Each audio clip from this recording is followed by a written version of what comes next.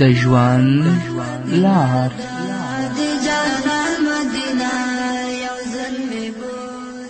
وړاندې کوونکی مولوي محمد یاسین فهیم.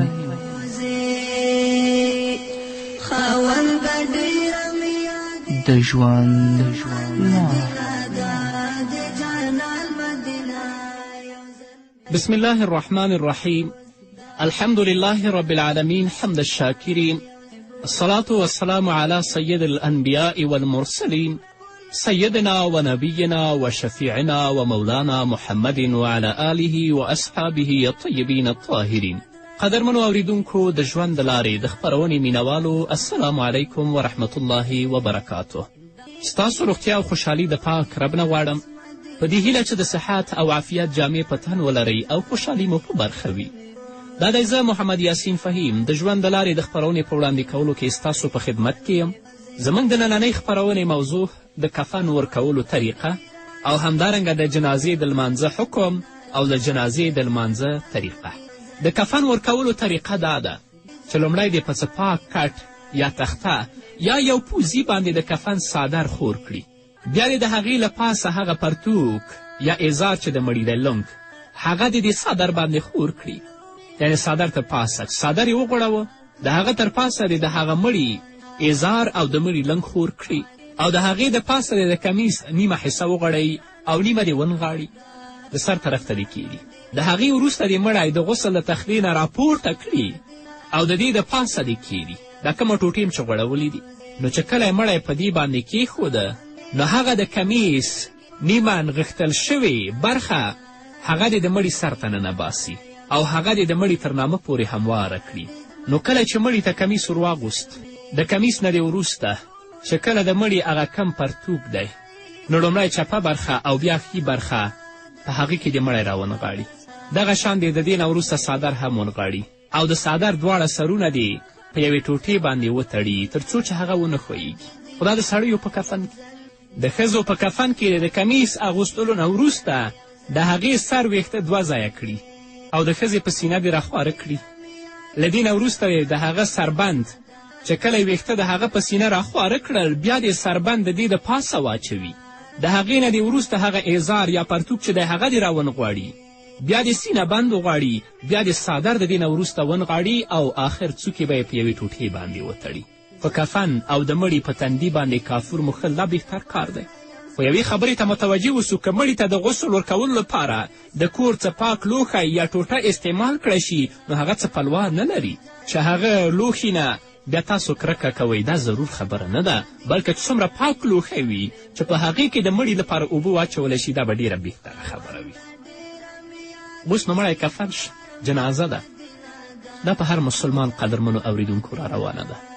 الله رب العزت دې موږ ته په دنیا کې د نیکو اعمالو توفیق راکړي چې غیر د نیک اعمالو نه هلته ستا نه اولاد، نه مور، نه پلار، نه زندگی، نه دارایی، هیڅ هم د ستا په درد نه لګي او تا ته نفع نشي رسولی. نو الله دې په دنیا کې د نیکو اعمالو توفیق راکړي تر څو چې الله رب العزت د قبر سختی په موږ باندې آسانه کړي او الله هم د آخرت په ورځ د خپل حضور ته په سره مخ باندې راپاڅوي. د جنازې لمونځ دا فرض کفایي دی. که د یوه کلي کور څخه یو کس هم د جنازې لمونځ وکړي نو د ټولې کورنۍ غاړه خلاصه شوه. خو که د کلي یو کس هم جنازې لمونځ ونه کړه نو بیا ټول ګنهګار دي. خو د هغه چا لپاره چې جنازې ته نه وي تلي، اما څوک چې هلته جنازه کېږي ټول حاضر وي، بیا په هغو فرض کفایي نه ده بلکې په ټولو باندې فرض ده چې هغوی ټول د جنازې لمونځ وکړي. او د له بده مرغه موږ وینو چې هلته جنازه کېږي هره خواته کسان ولاړ وي، د جنازې لمونځونه هم نه کوي. د جنازې د لمانځه شرطونه، د جنازې د لمانځه د صحیح کېدو دوه شرطونه دي. یو هغه چې د هغه تړاو د لمونځ کوونکو سره وي، دویم هغه چې د هغه تړاو د مړي سره وي. د جنازې د لمونځ کوونکي لپاره هغه ټول شرطونه پوره کول ضروري دي کوم چې د عامو لمنځلو لپاره ضروري دي. صرف په دوه خبرو کې فرق دی. په عامو لمنځونو کې د سړي نه د جماعت د تلو د ویرې په وخت کې چې کله تا نه جمع تېرېږي تا ته د تیمم وهلو اجازت نشته، او که د جنازې لمونځ د ستا نه فوت کېږي، د جنازې لمونځ د فوت کېدلو ویره وي، هلته ته تیمم کولی شي. بله دا چې په نورو عامو لمنځونو کې رکوع او سجده وي او د جنازې په لمانځه کې رکوع او سجده نشته. دویم، کوم شرطونه چې د مړي سره تړاو لري هغه دا دي: مړی به مسلمان وي، د کافر جنازه نه کیږي. مړی به پاک وي، په ناپاکي کې جنازه نه کیږي. دریم، کفن به پاک وي. څلورم، مړی باید پټ وي. پنځم، مړی باید د جنازې لمونځ کوونکي په وړاندې په ځمکه یا په کټ کې ایښودله شوی وي. مړی په موټر کې یا په بله سورلي باندې نه وي ایښی چې ته لاندې ولاړ وي او د هغه جنازه کوي. د جنازې د لمانځه طریقه. د جنازې د لمونځ کولو طریقه دا ده چې له ټولو مخکې دې صفونه برابر شي. که چیرې 4 یا 10 سړي وي نو یو صف دې جوړ کړي. لکن که د سړو تعداد په جنازه کې هغه څوک چې جنازې ته راغلي که د هغو تعداد ډیر زیات وي نو بیا په کار ده چې 3 صفونه یا 5 صفونه یا 7 صفونه جوړ کړي. غوره خبره دا ده چې هغه طاق صفونه جوړ کړي، خو دا لازمي نه ده چې ضرور په هرې جنازه کې دا نارې کیږي چې 11 یې کوي یا یې 9 کوي یا یې 5 کوي. غوره خبره اگر چې ده خو دا ډیره لازمي خبره نه ده. نو چې کله صفونه برابر شو امام دې نیت وکړي او ټول مقتدیان چې د امام پسې په دې جنازه کې ولاړ دي هغوی دې هم د جنازې لمانځه نیت وکړي. او دا نیت په زړه کې کفایت کوي. ضرور نه ده چې دا نیت ته په خوله باندې ووایي. بس په زړه کې به ګرځوي چې دا جنازې لمونځ سره د تکبیراتو یې ادا کوم، ثنا الله دپاره، درود رسول الله لپاره، دعا د مړي لپاره، او اقتدام یې وکړه د امام پسې الله اکبر به کوي. خلاص نو چې کله نیتونه خلاص شول امام دې په لوړ آواز سره تکبیر تحریمه ووایي او دواړه لاسونه به پورته کړي. مقتدیان به هم چې څوک جنازې مانځه کې شریک شوي هغوی به هم تکبیر تحریمه په قراره باندې ووایي. د هغه نه به وروسته لاسونه وتړي د لمانځه په شان. امام او مقتدي به دواړه ثنا یعنې سبحانک اللهم ووایي. سبحانک اللهم وبحمدک وتبارک اسمک وتعالی جدک ولا اله غیرک. کې دا ویله هم صحیح او که دا ټکی پکې زیات که چې وجل ثناؤک ولا اله غیرک دا غوره ده. چې کله سبحانک اللهم خلاصه شوه نو امام دې بیا په لوړ آواز سره الله اکبر ووایي، خو لاسونه به نه پورته کوي. مقتدیان به هم الله اکبر ووایي. دا دویم تکبیر شو. نو له دې وروسته به امام او همدارنګه هغه مقتدیان چې امام پسې ولاړ دي دوی به درود ووایي. یا هغه عام درود تاسې په مانځه کې وایي چې اللهم صل علی محمد وعلى آل محمد كما صليت على إبراهيم وعلى آل إبراهيم إنك حميد مجيد. دا دې ولولي. یا ځینې فقهاو دا درود ومیلی چې اللهم صل علی محمد وعلى آل محمد كما صليت وسلمت وباركت وارحمت وترحمت على إبراهيم وعلى آل إبراهيم إنك حميد مجيد. نو هر یو درود چې ولولي کفایت کوي.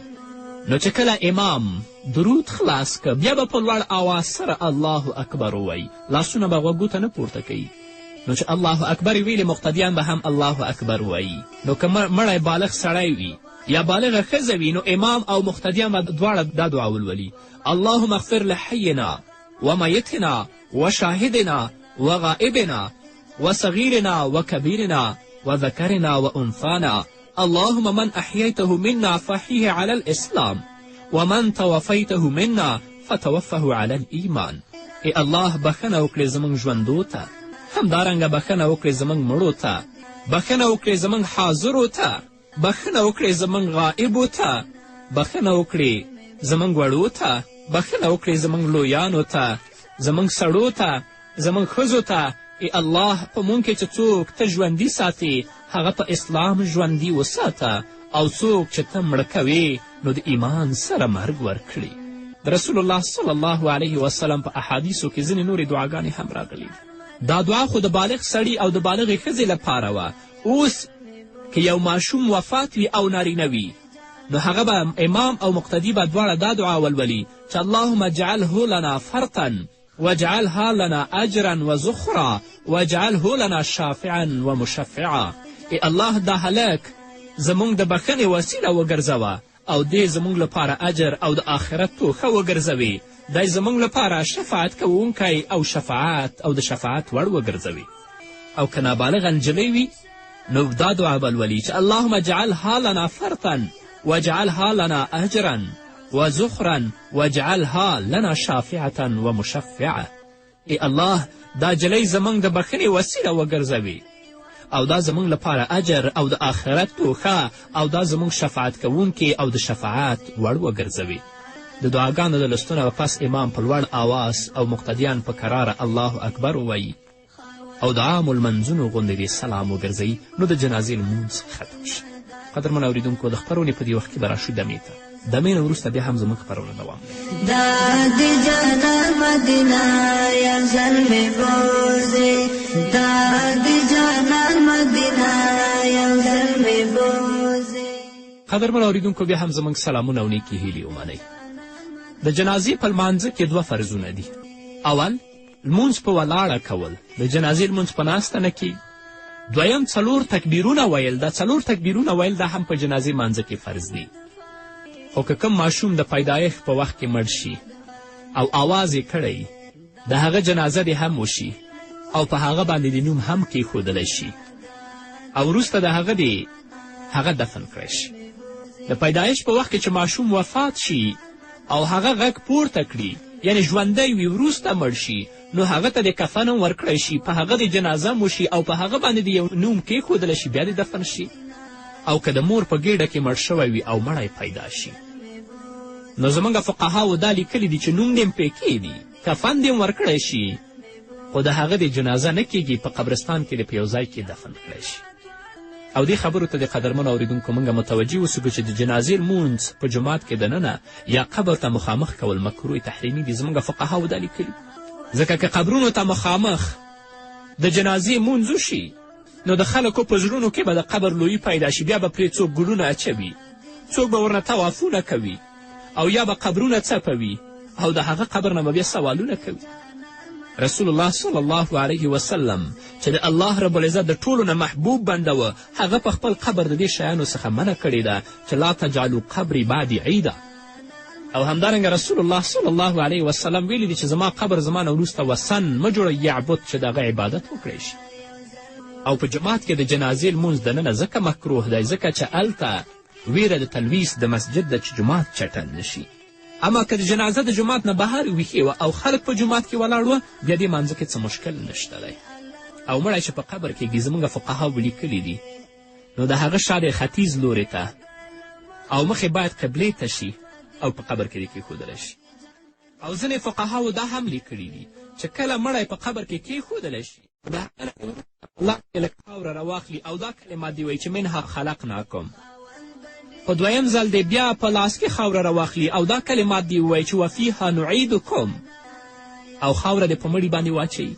او په دریم ځل دی بیا خاوره په لاس کې راواخلي او دا کلمات دی وایي چې ومنها نخرجکم تارة اخرى. د دې آیت شریف مطلب دا دی چې الله رب العزت فرمایي چې ما د دې خاورې څخه پیدا کړي یاست، دې خاورې ته به مو بیرته ورولم او د قیامت په ورځ به مو بیرته د همدې خاورې نه راباسم. او دا کومه ضروري خبره نه ده. او ځینې خلک دي چې هلته په لوټه باندې لیکل کوي یا په کفن باندې په توش باندې لیکل کوي، دا د اسلام په مقدس دین کې بدعت دي، خرافات دي، دا نشته. صرف دومره ثابته ده چې د مړي په تندي او د مړي په سینه باندې بسم الله الرحمن الرحیم په خپل لاس او په ګوتې باندې لیکلی شي، نه به په توش په کفن څه لیکل کوي او نه به په لوټه باندې لیکل کوي. د ښخولو نه دې وروسته امام د قبر سر طرف ته ودرېږي او د بقرې صورت اولني آیتونه دې ولولي او د مغفرت دعا دې ورته وغواړي او له هغه وروسته یې د مړي پښو ته ودرېږي، که بل څوک نه ول. او که بل څوک وخت ولاړ دی قریب هلته وایي او د بقرې صورت آخریني آیتونه دې ولولي. او دا ضروري خبره نه ده چې ټول خلک یو ځای دعا وکړي، هر سړي ځان ته هم دعا کولی شي چې مړي لپاره دعا وکړي. او چې کله هدیرې ته ځي هلته د دنیا خبرې کول مناسب نه دي. صرف په زړه کې دا سوچ راوستل پکار دی چې سبا به ما پسې هم خلک را روان وي او ما به هم همدې ځای ته راوړي او دلته به زما د عمل نه پرته بل هیڅ ماته نه پکارېږي. خو هلته چې موږ قبرو ته ځو هدیرې ته خاندو، خپل ټوکې م شروع کړي. او جنازې لمانځه ته د ښځو تلل مکروه دي. د جنازې لمونځ دې لپاره ناوخته کول چې خلک ډېر شي، دا هم مکروه دي. او څوک چې جنازې لمانځه ته ځي هلته د په سوارلي نه ځي، پیاده دې لاړ شي، دا به هغه لپاره ډېره بهتري. هغه څوک چې لرې نه راځي هغه بېله خبره ده. نو چې کله مړی دفن شي په هغه باندې خاورې اچوي، قبر دې ډېر لوړ نه جوړوي.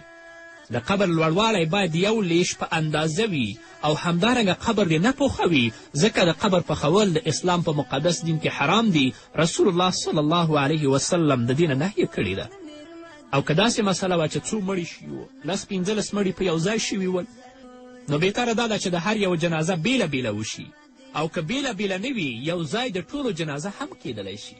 او که څوک د جنازې په لمانځه کې هغه وخت شریک شو چې د هغه نه اول تکبیر تیر شوی و نو چې کله لمونځ ختم شي هغه د سلام ګرځولو نه مخکې هغه خپل تللي تکبیرونه ووایي که یو تکبیر ترې تېر و او که دوه تېر و بیا دې سلام وګرځوي هغه دعاګانې چې تا نه په تکبیرونو کې پاتې دي د هغو ویل ضروري نه دي ځکه دعا سنت ده او تکبیر ویل فرض دي ته راغلې جنازې مانځه ته دوه تکبیره درنه تېر ول نو چې کله امام سلام ګرځوي ته سلام مه ګرځوه خپل یو تکبیر او دوه تکبیر ووایه خو هغه دعاګانې چې تا نه تېرې دي د هغې لوستل ضروري نه دي ځکه دعا سنت ده او تکبیر ویل چې دي فرض دي د جنازې امامات که د کور څوک وکړي نو دا ډیره بهتره خبره ده او که د کور څوک نه ول نو بیا د هغه کلي یا د محلې امام چې څوک دی امام الحی هغه د جنازې مونځ ورکړي او د ولي د اجازې نه پرته د مړي امامت کول ښه نه دي باید چې څوک ولي د مړي دی د هغه نه د اجازه واخیستله شي بیا د جنازې لمونځ وکړي او که چا د ولي د اجازې نه بغیر د جنازې مونځ ورکړی و اعاده یې کیدی شي او که د ولي په اجازه یې ورکړی نو بیا اعاده نشته اگر که فقهاو دا هم لیکلي که د ولي په غیر د اجازې مو هم اعاده دې نه کوي که د امام او مقتدي ویلو سره یې لاسونه غوږونو ته پورته کړه مونځ یې شوی بیا د مونځ کولو ضرورت نشته دی او فقهاو دا هم لیکلي که یو سړی په سمندر کې په بیړۍ او په کشتۍ کې مړ شه او تر څو چې ته وچې ته رسېږې هلته د مړي د خرابېدو ویروي نو فقها ویلي دي چې دا دې په دې سیند کې لاهو کړي په سیند کې دې خوشې کړی شي او په کوم ځای کې چې مړی دفن کړی شه بیا د هغه ویستل ناروا دي د هغه ځای نه به یې نه وباسي او بل ځای ته به یې نه وړي او نن د عادتونه د خلکو دي چې دلته زه امانت دفن کوم دې ځای نه وباسم بل ځای وړم یا په یو ځای کې مړ شي د هغه ځای نه راوړي بل ځای چې کوم ځای کې وفات شي هلته یې دفن کړه غیر په هغه ځای کې که د سیلاب ویره وه چې قبرونه وړي کولی شي چې مړی وباسي بل ځای کې دفن کړي اما امانت ښخول یا د یو ځای نه د مړي بل ځای ته وړل دا د اسلام په مقدس دین کې نشته دی په ژوندون کې د ځان لپاره کفن اخیستل روا دي مګر په ژوندون کې د ځان لپاره قبر ویستل ناروا دي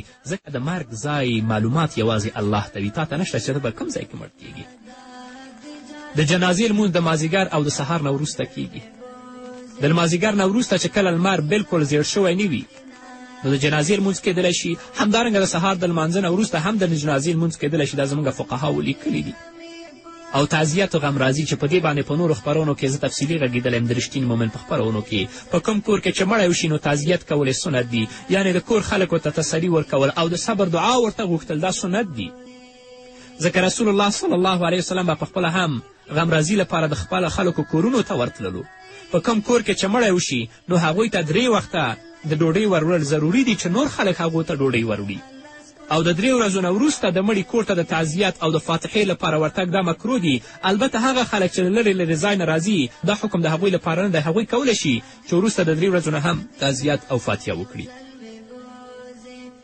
او ځینې ښځې دي د مړي په کور کې د 3 ورځو لپاره اور لګول ښه نه بولي چې اور دلته مه بلوئ دا خبره کوم اساس نه لګلی بلکې دا یو جاهلانه عمل دی همدارنګه چې مړی په کور کې مړ شي نو د پښو طرف نه یې وباسي د سر طرف نه یې نه وباسي یا همدارنګه اوبه پسې شیندي یا تیږه په بل طرف ته واړوي دا ټول جاهلانه اعمال دي د اسلام په مقدس دین کې دا کوم اساس نه لري نو قدرمنو اوریدونکو دا و د جنازې لمونځ د کفن ورکولو طریقه په دې هیله چې تاسو په غور سره اوریدلي او څه ناڅه ته ترې یاد کړي وي نو دا به زموږ نننۍ خپرونه چې ستاسو درانه حضور ته وړاندې کړه تر بلې خپرونې پورې چې زه بیا هم ستاسو درانه حضور ته راځم تاسو ټول په پاک رب سپارم پاتې ژوند او پاتې ورځم نیکمرغه الله مو مل شه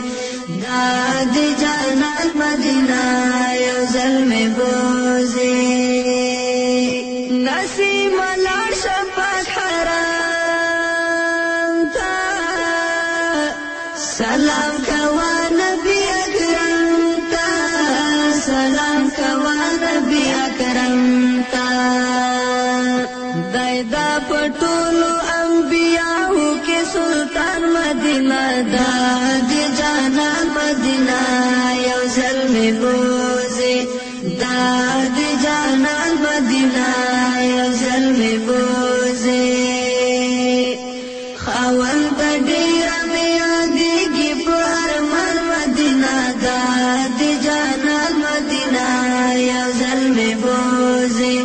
دا دی جانا مدینہ یا